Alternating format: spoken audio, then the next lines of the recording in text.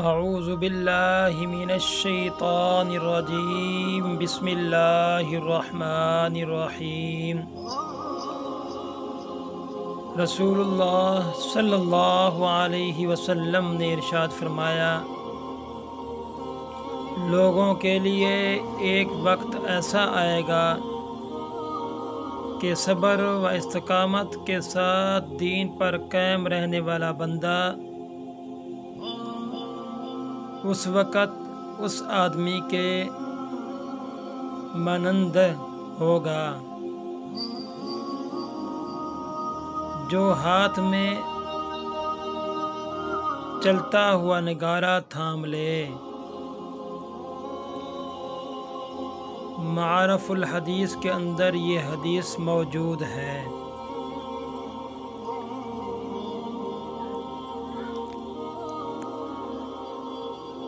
رسول اللہ صلی اللہ علیہ وسلم نے ارشاد فرمایا،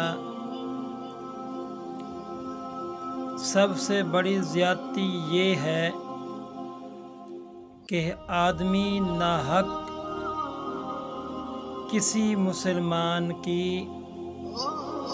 بے عزتی کرے۔ رسول اللہ صلی اللہ علیہ وسلم نے ارشاد فرمایا، مظلوم کی بد دعا سے بچو، اگرچہ وہ کافر ہی کیوں نہ ہو، کیونکہ اس کے درمیان کوئی رکاوٹ و پردہ نہیں ہے۔ حدیث نبوی صلی اللہ علیہ وسلم ہے، ابو ہریرہ کہتے ہیں کہ رسول اللہ صلی اللہ علیہ وسلم نے فرمایا، بیٹا